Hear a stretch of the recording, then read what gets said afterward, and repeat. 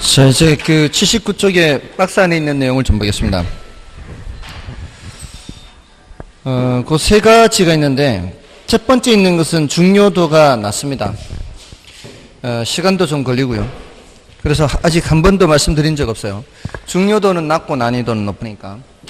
일단 들어보시고, 흡수가 되면은 받아들이고, 안 되면은 굳이 받아들일 필요 없고, 마음 편하게 보시면 돼요. 이게 정율세의 역진세적 효과입니다. 정율세의 역진세적 효과. 정율세가 뭐죠? 일정한 비율로 세금 매기는 거겠죠. 역진세는 뭐예요?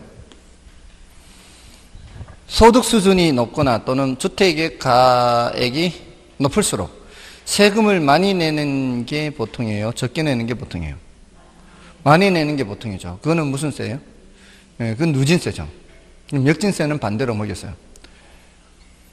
소득 수준이 높을수록 세금을 적게 내는 것을 말하죠. 정율세로 부과하면은 그런 효과가 나타날 수 있다는 거죠. 정율세인데 역진세적 효과가 나타날 수 있다는 거예요.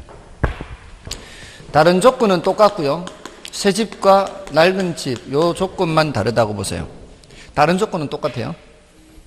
똑같은 회사가 건축한 똑같은 아파트인데 금방 새로 지어서 분양하는 아파트하고 이미 기존에 지어져서 낡아져 있는 상태.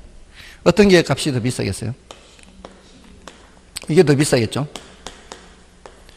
새로 지어서 내놓는 거하고 이미 기존에 있는 주택하고 수요와 공급의 탄력성이 다릅니다. 새로 지어서 내놓는 경우에 공급이 탄력적이에요? 비탄력적이에요? 그러니까 쉽게 새로 지어서 내놓을 수 있냐 이 말이에요. 짧은 시간 내에. 안 되죠. 새로 지어놓는 신규 주택은 공급이 굉장히 비탄력적이에요. 수요자들은 돈 들고 그냥 분양 신청하러 왔다가 마음에 안 들면 빠져나고 얼마든지 되죠. 사는 사람은 이게 신규 주택을 사는 사람은 시장에 들락날락거리기가 쉬워요. 근데 공급은 굉장히 비탄력적이죠. 근데 이제 중고주택은 보세요. 중고주택은 이거 집 팔 때 어떻게 해요? 중개사무소에 전화 한 통하면 공급이 되죠. 중고주택은 우리 집 좀 팔아주세요 하면 공급이지 그게. 우리 집 팔지 마세요 하면 걷어들이는 거죠. 중고주택은 시장에 내놓고 걷어들이기가 굉장히 쉽죠. 굉장히 탄력적이죠.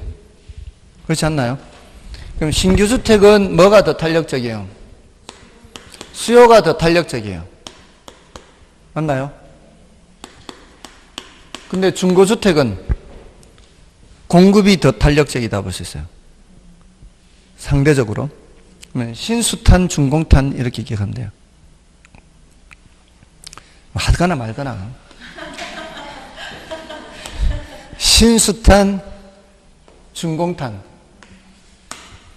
신규주택은 수요가 더 탄력적이에요. 공급이 굉장히 비탄력적이니까.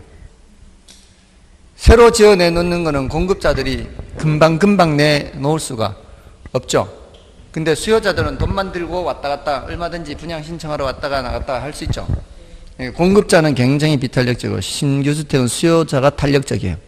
근데 중고주택은 전화 한 통화만 공급할 수 있다고. 중고주택은 공급이 굉장히 탄력적이라고.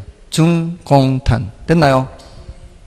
안 되면 신수탄, 중공탄으로도 하면 되잖아요. 신수탄, 중공탄. 자, 여기에 1%의 세금을 매겨볼게요.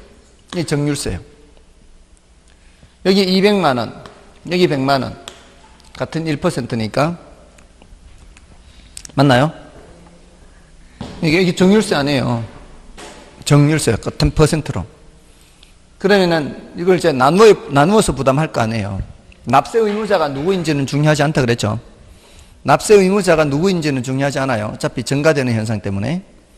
그러면은 200만 원을 서로 나누어 부담할 텐데 수요자가 더 탄력적이에요. 신수탄. 얘가 덜 부담하고 얘가 더 부담이에요. 맞죠? 일단 반반이 아니라 말이에요. 그럼 얘가 덜 부담, 얘가 더 부담이에요. 이게 4대 6이 될 수도 있고 3대 7이 될 수도 있고 2대 8이 될 수도 있고 여러 가지 경우가 있을 수 있죠. 어떤 경우에 따라, 어떤 경우냐에 따라 달라질 수 있는데, 3대 7로 해보자, 3대 7. 그럼 200만 원에 30%, 60만 원, 70%, 140만 원, 이렇게 되겠죠. 3대 7로 얘가 덜 부담하면. 맞나요? 그건 제가 그냥 임의대로 지어낸 거예요. 그러니까 4대 6이 되면 역진세적 효과가 안 나타나요. 3대 7이면 역진세적 효과가 나타나요. 그러니까 반드시 역진세적 효과가 나타나는 게 아니라 역진세적 효과가 나타날 가능성이 있다는 거예요. 자, 그럼 여기도 3대 7 볼까요? 여기는 중공탄이죠. 여기가 덜 부담이에요. 여기가 더 부담이고 3대 7로 3대 7로 됐나요? 이제 사는 사람 입장을 보세요. 사는 사람 2억짜리 사는 사람은 얼마 세금 내요? 60. 1억짜리 사는 사람은 누가 더 많이 내고 있어요? 1억짜리 사는 사람이 세금을 더 많이 내죠. 이게 뭔 순서예요? 이게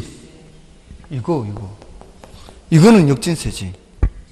부과하기는 정률세로 부과했는데 지금은 1억짜리 사는 사람은 70만 원 내는 거고 2억짜리 사는 사람은 60만 원 내는 거니까 이게 역진세라고. 부과는 무슨 세로 부과했는데?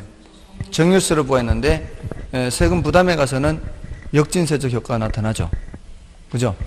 이게 여러분들의 머리를 혼란스럽게 하면은 굳이 신경 쓰지 말고 이럴 수도 있구나. 제가 속인 건 없어요. 속인 건 없고 그냥 탄력성 때문에 그래요. 탄력성 때문에. 그래서 처음서부터 이 누진세로 보여요. 누진세. 처음서부터 누진세라면 여기는 2% 하라면 2% 예를 들어 얘만 400 하면 400 여기는 그대로 1% 하고 그러면 이게 3대 7이 되더라도 여기는 120 여기는 280 이렇게 되면은 이렇게 하면 더 세금을 많이 내게 된다 이 말이에요. 더 비싼 집을 살 때. 됐나요? 이러할 가능성을 이제 얘기를 하는 거예요. 반드시 이렇다는 게 아니라 정률세로 매기면은 역진적인 효과가 나타날 수 있으니까 세금을 매길 때는 어떻게 매겨라? 누진세로 매겨라. 이 소리. 누진세로. 그러니까 가액이 높을수록 세금을 더 많이 부담, 세율을 더 높이고 또는 소득 수준이 높을수록 세율을 더 높이고 이렇게 하라는 얘기입니다. 됐나요? 안 돼도 그냥 지나갈게요. 이건 뭐 중요도가 낮으니까. 그 다음에 이제, 그 다음은 중요해요. 두 번째는 중요하고요. 이건 여러 번 말씀드렸어요. 중요하기 때문에. 양도소득세 중과 효과요. 양도소득세. 그냥 부과가 아니고 중과 효과예요. 중과. 무겁게 매기는 거죠. 양도소득세가 뭐예요? 이게 양도소득, 시세차익 아닌가요? 양도소득이라는 게 시세차익이에요. 자본이득, 투자론에서 자본이득이라고 하는 거. 이 양도소득이라는 것을 양도소득에서 무겁게 세금을 매기는 의도는 투기적 수요를 줄이기 위한 거예요. 투기적 수요자들이 노리는 게 바로 뭐예요? 시세차익, 양도소득이죠. 투기적 수요자들이 노리는 게 딱 그거거든요. 근데 거기에다 세금을 많이 매기겠다 이 소리는 뭐예요? 시세차익 없게 하려고 하는 거잖아요. 못 가져가게. 그 소리는 투기하지 말라는 뜻이죠. 당신들 투기해봤자 그 시세차익 다 세금으로 매길 거니까 투기하지 마세요. 이런 뜻이에요. 근데 결과는 어떻게 되는가 하면은 공급이 줄어버리는 거예요.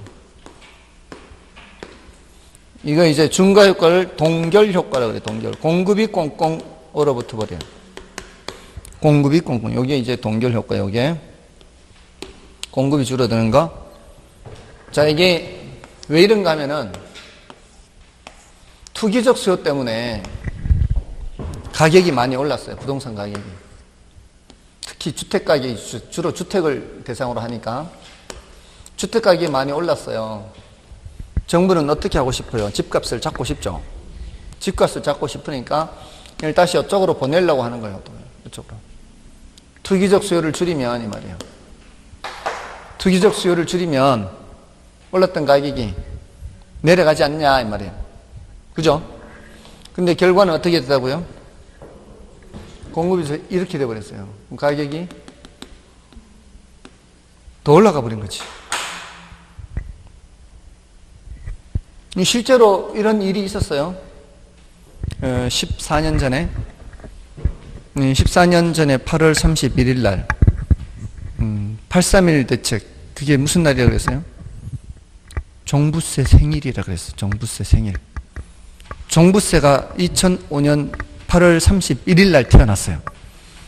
그때 양도소득세도 중과한다 그러고 대통령이 나서서 앞으로는 투기로 돈을 버는 일이 없도록 하겠다.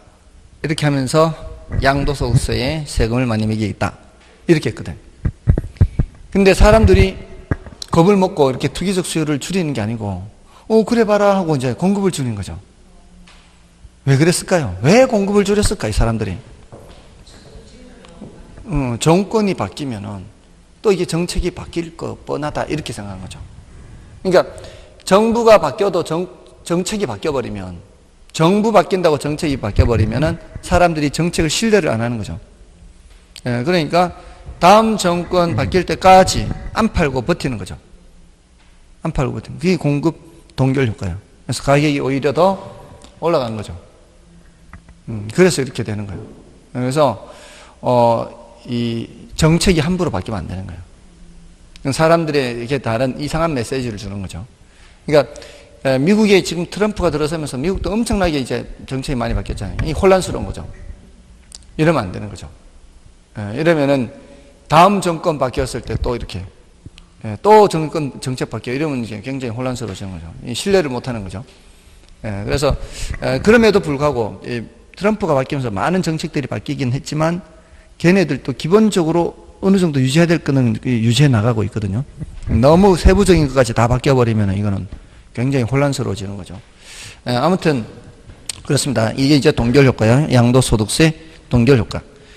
다음에 이제 그 밑에 조세부과의 자원배분 효과 있죠. 자, 요거는 난이도는 높고 중요도도 약간은 높아요. 중요도도 시험에 여러 번 나왔습니다. 근데 정답 지문으로 출제되지는 않아서 아무튼 여러 번 출제됐어요. 여러 번 출제됐는데 이거 지난번에 말씀을 드린 적이 있어요. 지난번에 뭘 말씀드렸는가 하면 3, 4월 달에 창문세 얘기를 했죠. 창문세 얘기한 창문세. 1690년대 영국에서 창문세를 부과하니까 사람들이 창문을 만들어요, 안 만들어요? 창문을 안 만들어. 근데 창문을 만들고 싶잖아요. 그리고 창문을 만드는 데도 자원이 흘러 들어가야 되잖아요.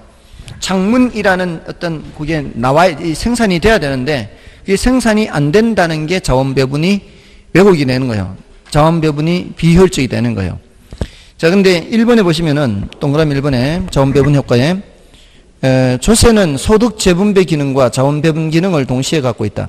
조세 부과의 자원 배분 기능 측면에서 조세 부과가 자원 배분의 효율성을 높일 수도 있고 낮출 수도 있으나 조세 부과는 자원 배분의 효율성을 낮추는 경우가 일반적이다. 즉 조세 부과가 자원 배분의 왜곡을 가져오는 것이 일반적이란 말이에요. 그러니까 경제적 순손실 또는 사회적 후생손실, 자원 배분 왜곡 같은 말이에요. 조세를 부과하면 대체로 그렇게 된다고요. 그래서 재정학을 공부할 때 제가 예전에 이제 대학 다닐 때 재정학을 공부할 때 야, 이 조세를 부과하면은 거의 대부분은 효율성이 떨어져요. 그리고 조세는 그 자중손실이라는 게 있어요. 자중손실. 데드웨이트 로스에 해서 지난번 혹시 말씀 안 드리지 않았나요? 이게 우물에서 물을 깃잖아요. 물을 길어서 이제 집에 물통에 갖다 부을 때 한 방울도 흘리지 않고 물을 가져갈 수는 없죠. 물을 길어봐야 알지. 뭐 이렇게 여자들은 이렇게 머리 이고 많이 했잖아요. 남자들은 지게 지고. 근데 이게 물통에 있는 물을 흘리지 않고 가는 방법이 거의 없어요. 그래서 그나마 좀 덜 흘리게 하려고 이렇게 물통에다 바가지를 하나 띄우면 돼요. 물통에 바가지를 띄우면 물이 출렁거려도 덜 출렁거려요. 이 출렁거림을 잡아줘요. 바가지를 올려놓고 가면 좀 덜 출렁거려요. 그게 다 해봐야 알지.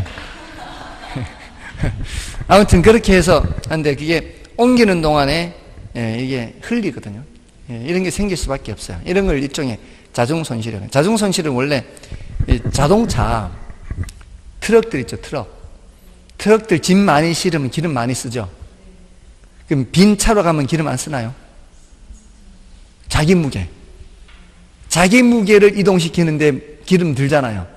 짐 옮기는 데만 기름 드는 게 아니고, 짐을 많이 실을수록 기름은 더 쓰겠죠. 그래서 자기 몸무게에 의한 손실이 생겨요. 그래서 세금을 걷고 하는 과정에서 공무원들 월급 줘야 되죠.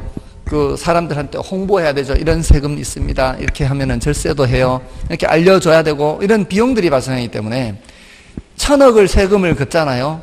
그러면 그 중에 몇십억은 이제 그냥 그 자리에서 없어진다라고 보면 돼요. 1,000억 걷었다고 1,000억 다 쓰는 거 아니에요. 1,000억 걷으면 바로 그냥 사용할 수 없는 게 생겨버려요. 그러니까 효율성이 떨어질 수밖에 없어요. 이 재정학을 하면서 이거 조세를 부과하면 자원배분이 이제 비효율적일 수밖에 없어요. 효율성이 떨어져요. 근데 문제는 이제 가능한 한 어떻게 해야 돼요? 비효율을 줄여야 되죠. 그러니까 자원배분 왜곡이 적게 하는 게 좋다 이 말이에요. 적게. 근데 자원배분 왜곡이 어떻게 하는 게 적게 되느냐? 가능한 한 사람들의 행동이 덜 바뀌면 돼요. 조세를 부과했다고 사람들의 행동이 이렇게 많이 바뀌잖아요. 그러면 자원배분 왜곡이 심하게 나타나는 거예요. 창문세를 매기니까 사람들이 너도 약속이나 한 듯이 창문을 하나도 안 만들어. 이거는 막 굉장히 자원배분이 비효율적인 거예요. 자, 여기 휘발유세라고 해도 돼요. 휘발유세를 매겼더니 사람들이 휘발유를 소비를 줄이잖아요. 이렇게 줄이는 거하고 이렇게 줄이는 거하고 이게 더 많이 줄이잖아요. 이 소리 뭔 소리예요? 자동차 세워놓고 뚜벅이가 되거나 대중교통 이용하는 사람들이 더 많이 늘었다는 얘기죠. 그 소리는 뭐예요? 하고 싶은 걸 지금 못하고 불편하게 더 일찍 일어나가지고 대중교통 이용해야 하고, 이게 바로 뭐예요? 자원배분의 왜곡이에요. 조세를 부과해서. 그러니까 얼마나 자원배분 왜곡이 큰지 작은지는 사람들의 행동이 얼마나 많이 변했는지 그렇지 않은지로 보면 돼요. 그럼 이게 탄력적일수록 어떻게 되겠어요? 탄력적일수록 사람들의 행동 변화가 더 많이 변하는 거죠. 비탄력적일수록 적게 변하는 거죠. 그럼 완전 비탄력적이면 전혀 변하지 않죠. 그러면은 자원배분 왜곡이 없어요. 그래서 1800년대 후반에 1900년대 넘어선가 하여튼 그 무렵에 1890년대인가 헨리 조지라는 사람이 토지 단일세를 주장했어요. 토지 단일세. 그 소리는 다른 종류의 세금을 싹 없애버리고 토지의 소득인 토지 소득인 지대에다가 100% 세금 매기는 거예요. 그 사람은 토지 공급 곡선을 수직으로 봤어요. 물리적 공급이죠, 물리적 공급. 토지 공급 곡선이 수직이면은 여기에 세금, 지대에다가 세금을 100% 매겨도 토지 공급 물량이 줄어들지 않아요. 토지는 그냥 계속 토지 공급량이 그대로 공급될 거니까 자원배분 왜곡이 없다는 거죠. 그리고 다른 종류의 세금은 이제 공급 곡선이 우상향이니까 다른 종류의 세금은 매기면은 자원배분 왜곡이 생긴단 말이에요. 그러니까 그런 종류의 세금을 싹 없애버리는 거죠. 다른 종류의 세금은 싹 없애버리고 토지 단일세예요. 토지 지대에만 세금 매기면은 경제의 효율성이 엄청 높은 거죠. 다른 데의 비효율을 없애면서 여기도 이게 완전 비탄력적이니까 자원배분 왜곡이 없는 거죠. 그러면서 정부 재정 충당을 할 수 있다는 거죠. 이게 토지 단일세라는 거예요. 그 토지 단일세의 이론적 배경도 다 이런 거예요. 자원배분 왜곡이 있다 없다? 자원배분 왜곡이 없다는 거죠. 완전 비탄력적 수직이면. 그 토지 단일세가 시험에 3번이나 언급됐어요. 그것만. 그것만. 그 외에도 탄력적일수록 자원배분 왜곡이 크다 작다? 크다. 비탄력적일수록 자원배분 왜곡이 적다. 그리고 경제적 순손실이 비탄력적일수록 경제적 순손실이 적다. 탄력적일수록 경제적 순손실이 크다. 이게 시험에는 여러 번 나왔어요. 여러 번. 근데 이제 정답 지문으로 된 건 한 번인가 두 번밖에 안 돼요. 그러니까 중요도도 높고 난이도도 높은 게 자원배분 효과예요. 됐죠? 자, 그래서 그 밑에 읽어보시면은 그 동그라미 2번에 조세 부과로 인해 자원배분 왜곡이 큰지 그렇지 않은지의 여부는 인간의 의사결정이 정책으로 인해 얼마나 변했는지로 판단할 수 있다. 조세를 부과하더라도 민간의 의사결정이 전혀 변하지 않는다면 자원배분 왜곡이 발생하지 않는다고 할 수 있다. 만약 토지 공급 곡선이 완전 비탄력적 또는 수요 곡선이 완전 비탄력적이라면 정부가 토지 소유자에게 재산세를 부과하더라도 토지 거래량에는 전혀 변함이 없다. 즉 이 경우는 민간의 의사결정이 전혀 변하지 않는다는 뜻이고 이는 자원배분 왜곡이 발생하지 않았다는 뜻이다. 이러한 민간의 의사결정 변화는 공급곡선 또는 수요곡선이 탄력적일수록 심하게 나타나며 자원배분 왜곡이 심하게 된다. 탄력적일수록 자원배분 왜곡이 심한 거예요. 혹시 여기 나가는 문제나 제가 지난번에 기출문제 해설하거나 이렇게 수업할 때 거기에 있는 해설 외에 다른 데 모의고사를 이렇게 푸시다가 자원배분 왜곡과 관련된 이상한 해설들이 많이 있을 수 있어요. 시중에. 해설이 잘못된 게 많아요. 그는 여기를 기준으로 생각하시면 돼요. 이런 해설이 돼 있는 데가 별로 없어요. 이거는 이 전공자 아니면은 알기 어려운 내용이에요. 난이도 높다 그랬잖아요. 난이도 높으면서도 시험에도 많이 나온 그런 내용이에요. 자, 이제 투자론으로 넘어가시는데요. 오늘 문제를 한번 보고 갈까요? 1번에 부동산 조세 경제적 효과에 대한 설명 중 옳은 것은 1번에 부동산 조세는 소득 재분배 기능을 갖기는 하지만 부동산 자원 배분의 기능을 갖지는 못한다. 이런 기능 저런 기능 다 가지고 있죠. 그 다음에 주택에 대해 부과된 재산세가 전가되는 것은 자가주택이든 임대주택이든 관계없이 발생하는 현상이다. 임대주택에만 전가 현상이 나타나죠. 자가주택은 나타나지 않고요. 그 다음에 공급의 가격 탄력성은 비탄력적인 반면 수요의 가격 탄력성은 탄력적인 시장에서 세금이 부과될 경우. 자, 탄력성하고 세금 얘기가 나오죠. 탄력성하고 세금 얘기가 나오면은 그 뒤에 나오는 얘기는 뭔 얘기가 나오겠어요? 누가 더 많이 부담하느냐 그렇지 않느냐 얘기 나올 거 아니에요. 그럴 때는 앞에서 미리 판단하고 들어가는 게 빨라요. 이제 공급의 가격 탄력성이 비탄력적이죠. 공비탄이죠. 수탄이죠. 공비탄 수탄 이걸 줄여서 생각하라고 줄여서. 글을 한 줄 이상으로 되어 있는 거를 다 그대로 그대로 읽으면 뒤에 거 읽을 때 앞에 거 까먹어요. 그러니까 공비탄 수탄 하면 누가 더 탄력적이에요 지금? 이게 더 탄력적이면 수요자가 덜 부담하는 거를 알고 읽어 나간다고요. 수요자가 공급자보다 더 많은 세금 부담 이렇게 돼 있잖아요. 그래서 틀렸죠. 그게 빠르다고요. 뒤에 거를 읽고 이게 맞는지 틀린지를 판단하기보다는 앞에 거를 보고 여러분들이 먼저 스스로 판단하고 들어가라고. 그러면은 더 빨라요. 그다음에 조세 부과는 수요자가 지불하는 세전 가격을 높이고 공급자의 수입이 되는 세후 가격을 낮춤으로써 조세 부과 전에 비해 균형량을 감소시킨다. 뭔 소리예요? 모르면 패스. 5번. 일단 모르면 패스. 5번 양도소득세가 중과되면 주택공급의 동결 효과로 인해 주택가격이 하락할 수 있다. 상승이죠. 지금 다 틀렸죠 지금. 4번이 뭔 소리가 하면 바로 이거예요 이거.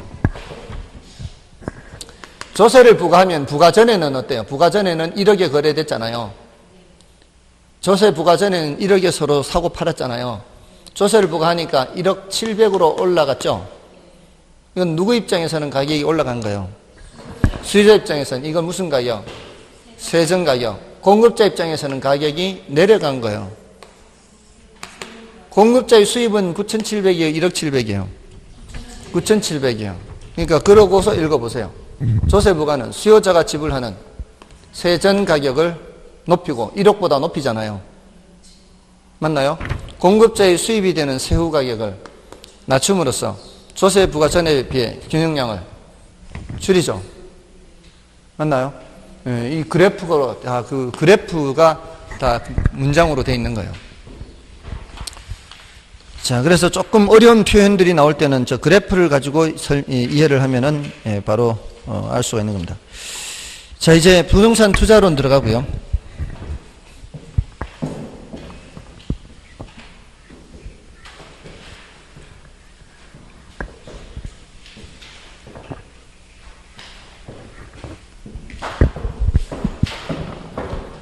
투자론은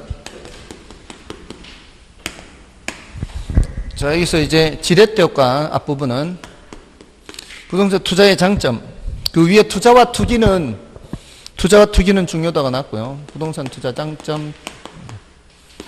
지렛대 효과는 이제 굉장히 중요하죠. 이건 2년에 한 번씩 출제되는 거고요.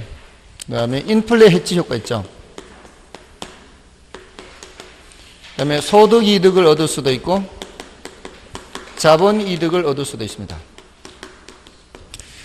그 다음에 절세 효과를 얻을 수도 있고요. 여러 가지 장점이 있죠. 지렛대 효과는 따로 얘기를 하고요. 지렛대 효과 중에서 이제 장점에서 얘기하는 거는 정예 지렛대 효과를 말하는 거죠. 다음에 이제 인플레 해치는 뭐예요? 해치가 뜻이 뭐예요? 해치가 울타리라는 뜻을 갖고 있어요. 울타리. 울타리는 뭔가로부터 보호해주죠. 인플레로부터 보호해준다. 이런 뜻이에요. 인플레가 발생하면은 금융자산을 갖고 있는 사람은 손해를 봅니다. 금융자산이라는 게 어떤 거예요? 현금, 예금 또는 상품권 이런 것들이에요.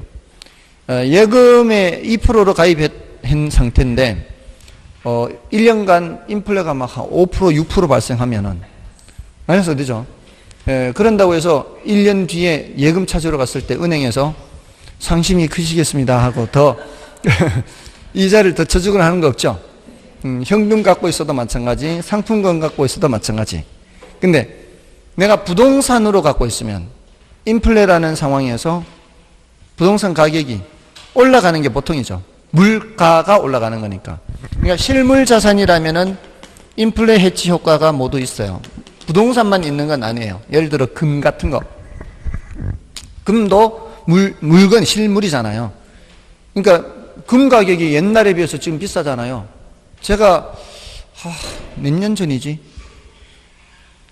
제가 처음에 우리 바둑 모임 있다고 혹시 말씀드렸었나요?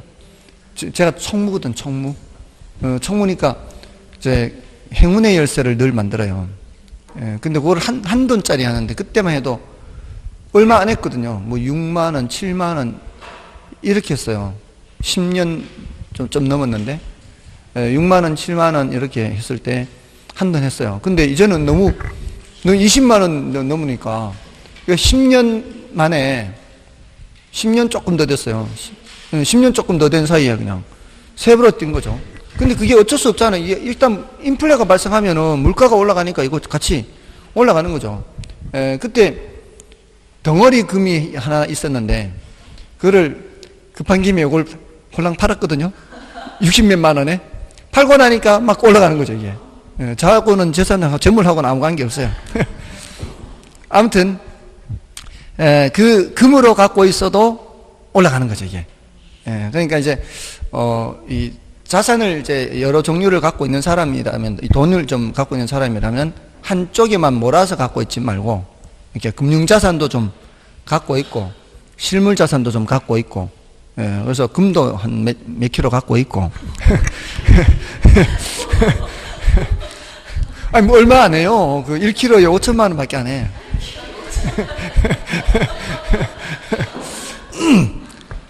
1kg에 5천만 원. 그러니까 5만 원짜리 천장이죠. 5만 원짜리 백묶음이 500만 원이잖아요. 백묶음 10개면은 5천만 원. 그러니까 5만 원짜리 10묶음하고 1kg하고 비슷하대요, 이게. 가액이. 그러니까 무게도 비슷하대. 얘는 이제 부피가 많고 얘는 부피가 적을 뿐이지 무게는 비슷하대. 그럼 뭐 그래봐야 뭐 2개 해봐야 1억밖에 더 돼. 아무튼 근데 이제 그렇게 하면은 인플레 해지는 있는데 이제 차이점이 금도 실물 자산이기 때문에 인플레 해지는데요. 근데 소득 이득이 없지, 금은.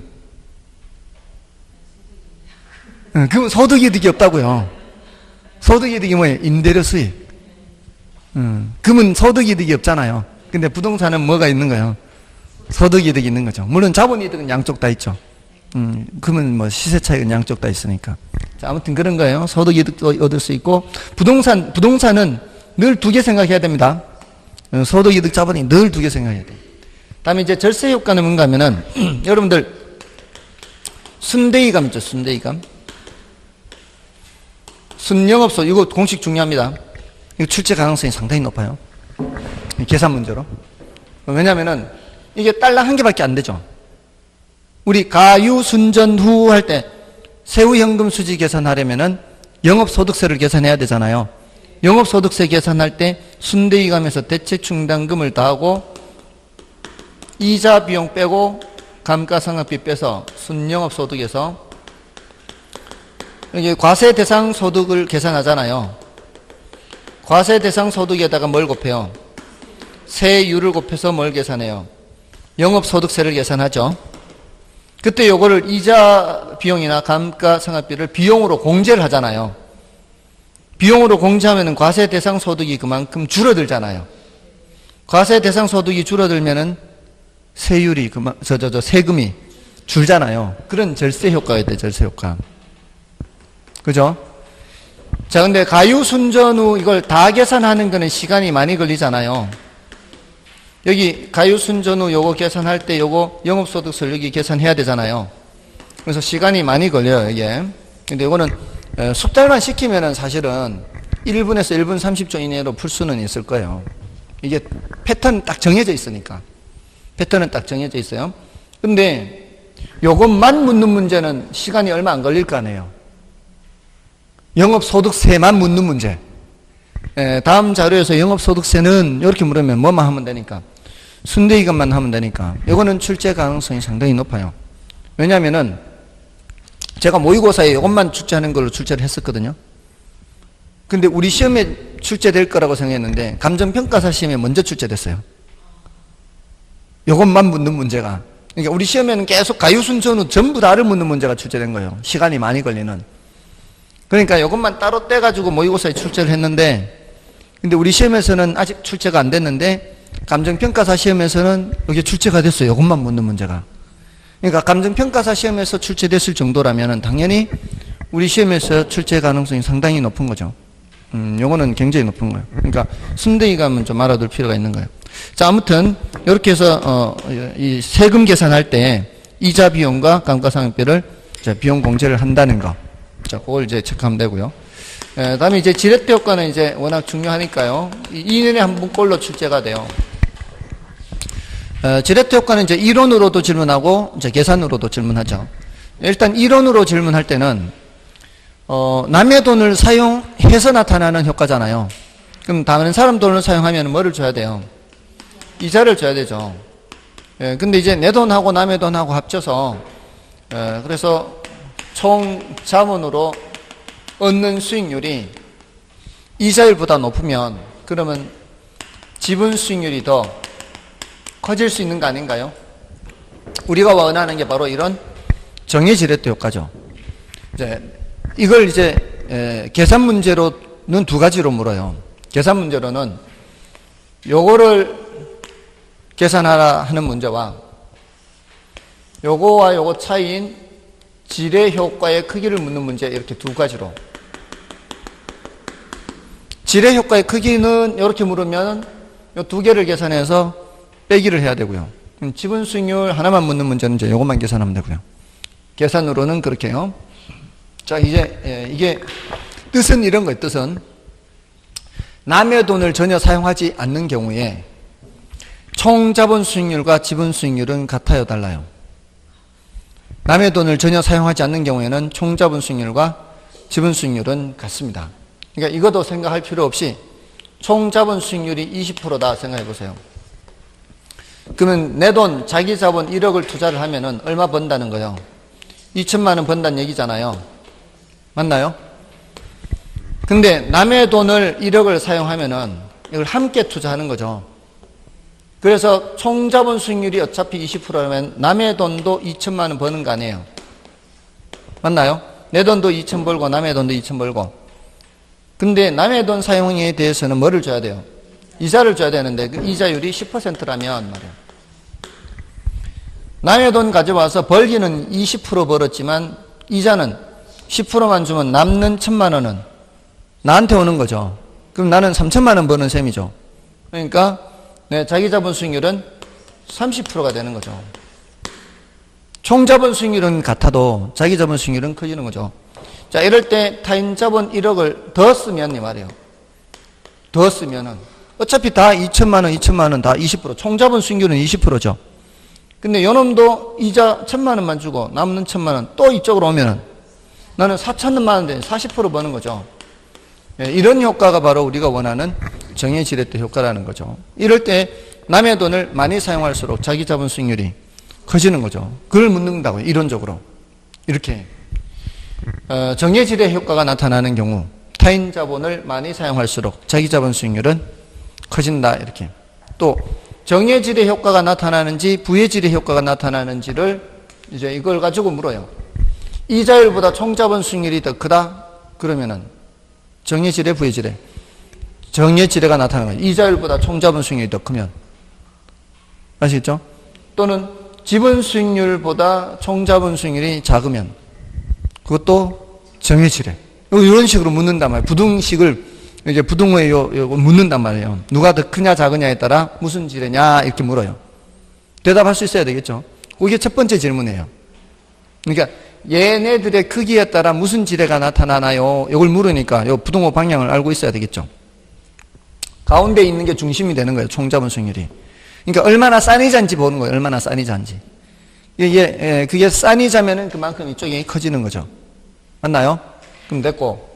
이제 누가 더 크냐에 따라 정해지뢰냐, 부해지뢰냐, 요걸 이제 1차적으로 묻고, 두 번째, 2차적으로는 정해지뢰가 나타나는 경우, 타인 자본을 많이 사용할수록 자기 자본 수익률이 어떻게 된다?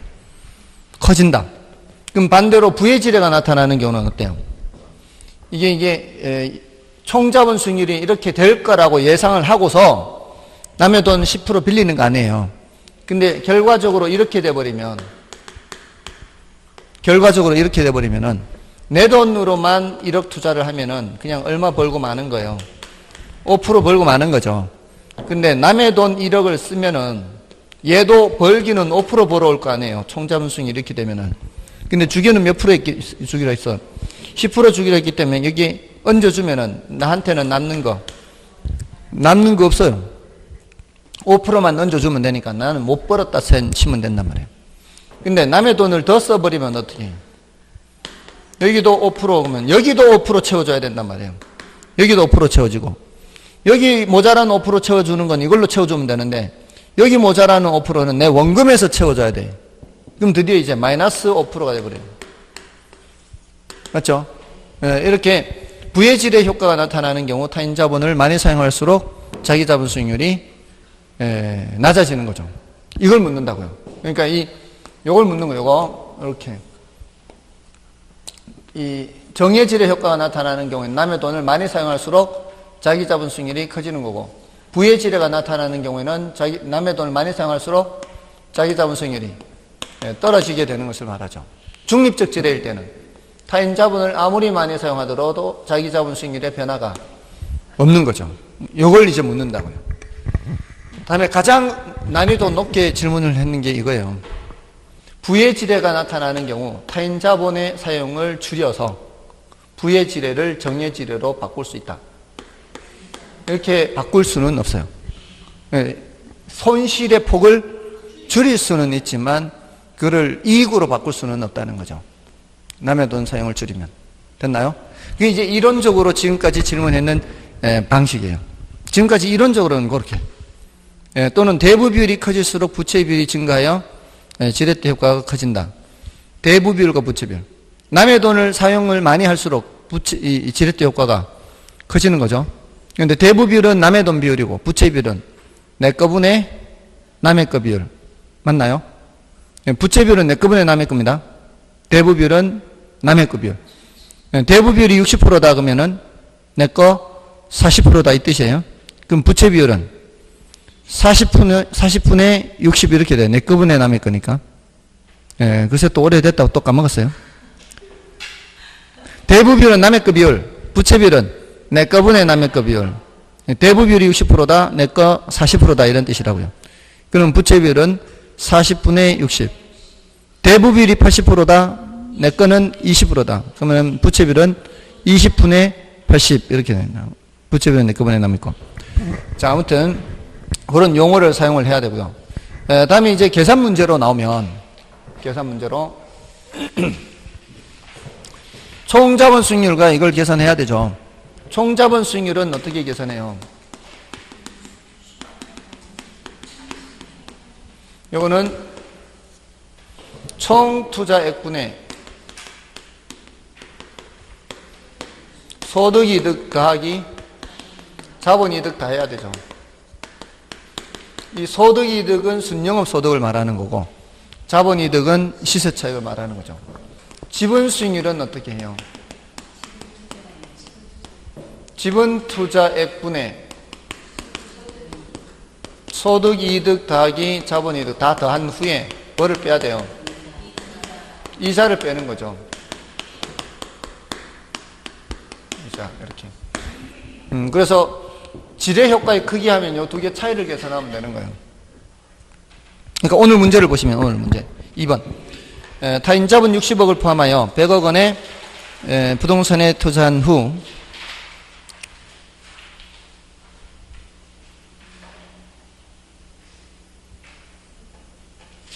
타인자본 60억을 포함하여 100억 원의 부동산에 투자한 후 1년간 24억 원의 수익이 발생한 경우 지렛대 효과를 올바르게 계산하면 1번에 정해지렛 효과 뭐 이렇게 나오잖아요. 이런 식으로 묻게 돼요. 부여지렛 효과 단 차입 이자율은 이제 연 10%예요.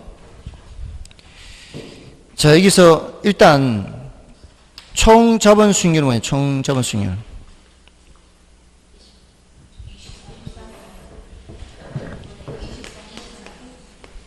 총 투자액이 얼마예요? 100억이죠, 100억. 그리고 여기서는 소득이득, 자본이득 안 나누고 있죠. 예, 안 나누고 그냥 얼마예요? 24요. 우리 시험에서 이렇게 총 자본 수익률을 질문한 적은 없어요. 최근 10년간. 최근 10년간은 전부 다 얘만 질문했어요.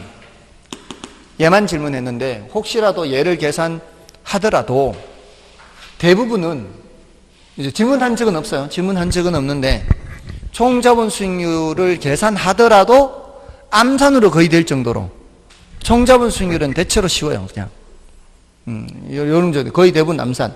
그러니까 자본이익을 따로 줘도 예를 들어 1억짜리 총 투자액 1억에 순영업 소득이 800만 원이고 순영업 소득이 부동산 가격이 2% 상승하고 이렇게 나오잖아요. 가격이 2% 상승하면 금방 금액이 200 나오나요? 그러면 합하면 얼마? 1000만 원. 이게 거의 암산되잖아요. 그럼 1억에 대해서 1000만 원 10%. 거의 대부분 총자본은 이렇게 나왔다고요. 대부분은. 아시겠어요? 그러니까 항상 순영업 소득과 가격 변화 요거 두 개를 다 따져야 되는 거죠. 그래서 24% 이렇게 나오죠. 24%. 다음에 요 지분 수익률이에요. 지분 수익률. 지분 수익률은 자기 자본이 얼마예요? 40억이죠. 다음에 여기 소득, 이득, 자본이 합쳐서 24억인데 이제 이자를 빼야 된단 말이에요. 남의 돈 얼마 빌렸어요? 60억 빌린 것에 대해서 몇 프로? 10%. 그럼 여기 40분의 몇이에요? 6억을 빼는 거죠. 그럼 18억인가? 맞나요? 이건 18이면은 0.45, 45% 나오나요? 그럼 몇 프로? 21%포인트죠.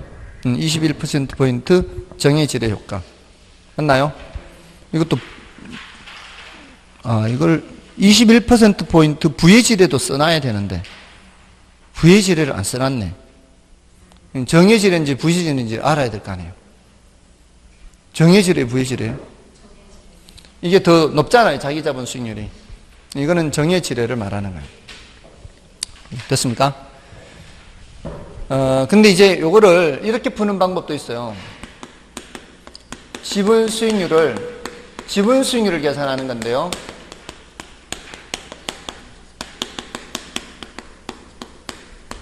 총 자본 수익률과 지분 수익률이 같을 때는 언제예요?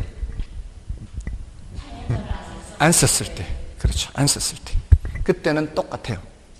그럼 타인 자본을 쓰면은 뭔가가 차이가 있을 수 있다는 얘기 아니에요. 맞나요? 요게 바로 지렛 효과의 크기예요. 타인 자본을 써서 나타나는 효과니까. 맞나요? 이거는 이거하고 똑같을 때는 타인 자본을 안 썼을 때는 똑같고, 타인 자본을 쓰면 달라질 수 있잖아요. 물론 이게 0이면은 중립적 지대가 되는 거예요. 0이면. 0이면은 남의 돈 사용한 거나 안 한 거나 똑같으니까. 맞나요?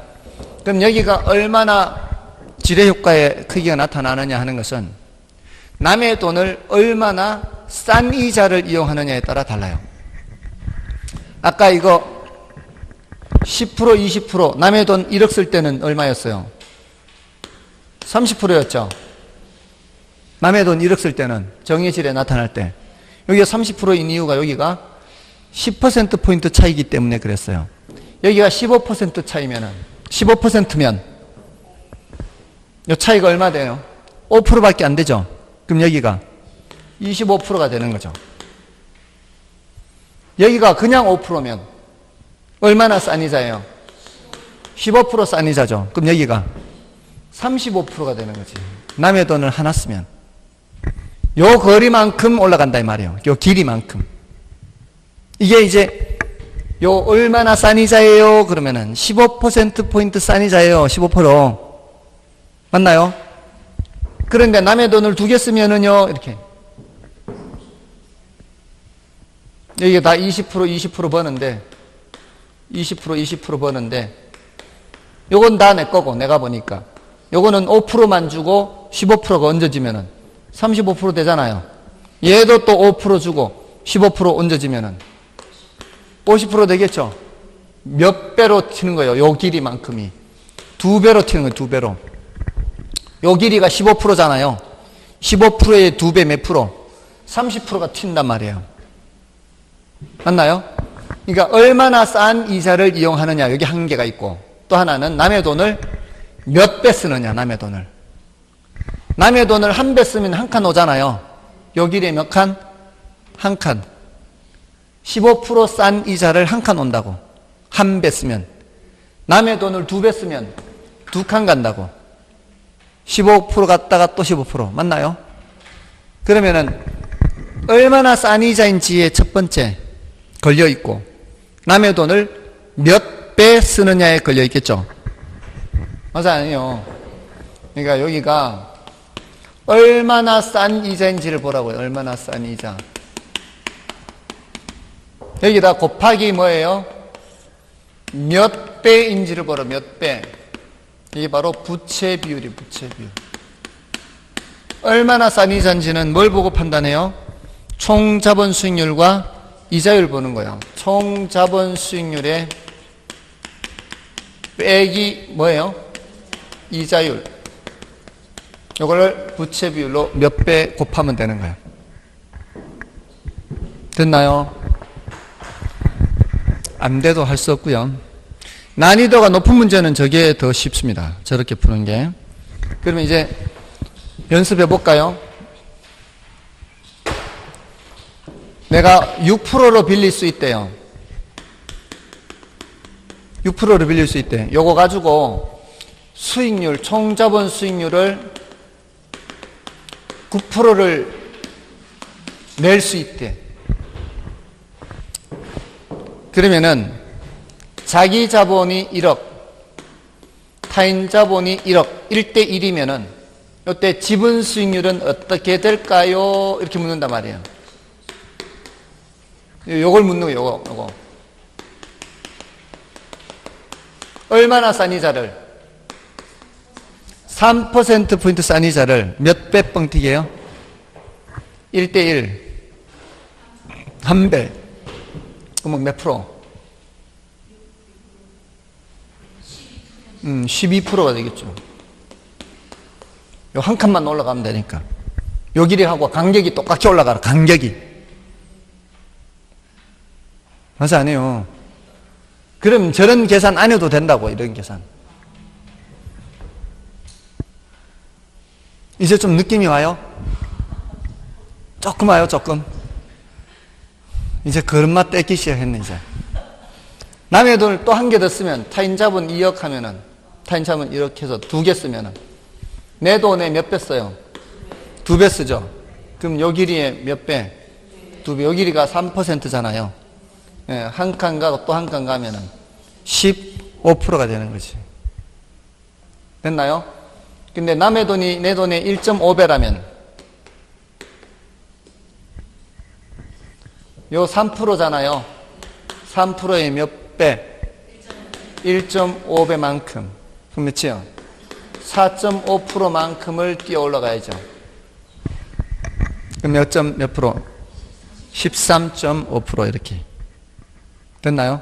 그러니까 이 기업 활동할 때 CEO들이 투자 의사결정 내릴 때는 언제 이거 계산하고 있어요. 야, 그거 몇 프로 빌릴 수 있대? 이자 6%는 조달할 수 있습니다. 그러면 예상 수익률 몇 프로야? 9%입니다. 그럼 얼마까지 조달할 수 있어? 그럼 이 정도 조달합니다. 아, 그래? 그러면은 13.5% 되겠네. 금방 13.5%가 나오는 거지. 뭔 뜻인지 아시겠어요? 이제 감이 오세요, 좀? 그러니까 이런 의사결정을 언제 저거 계산하고 있느냐고. 이럴 때 써먹는 개념이라고요. 거기에다가 부채 비율이 여기에 써먹는 거라. 부채 비율. 대부 비율과는 완전히 다르죠. 부채 비율은 여기 써먹는 거예요. 지렛대 효과에서 몇 배 할 때 써먹는 거라고. 그러니까 내 돈분의 남의 돈이 필요한 거예요. 내 거분의 남의 돈. 대부 비율은 그게 아니잖아요. 대부 비율은 전체 중에서 남의 거잖아요. 대부 비율은 2.5억 분의 1.5억 이렇게 한다고. 그러면 곱하기 4 하면은 10분의 6에 60%예요. 대부 비율이 60%라는 얘기는 부채 비율은 1.5, 내 거 40%라는 얘기 아니에요. 그러니까 내 거분의 남의 거 이렇게 된다 이 말이에요. 됐나요? 그러니까 내 거분의 남의 거 개념하고 부채 비율 개념과 남의 거 비율 개념은 써먹는 곳이 달라요. 써먹는 곳이. 물론 대부 비율이 커질수록 부채 비율도 커지긴 하지만 부채 비율은 지렛대 효과에서 써먹는 개념이에요. 그러니까 완전히 다른 개념인데 전문가들도 실수할 수 있다고요. 출제할 때 부채 비율이라고 해야 되는데 대부 비율이라고 잘못해가지고 출제 오류가 돼서 정답이 없는 적도 있었어요.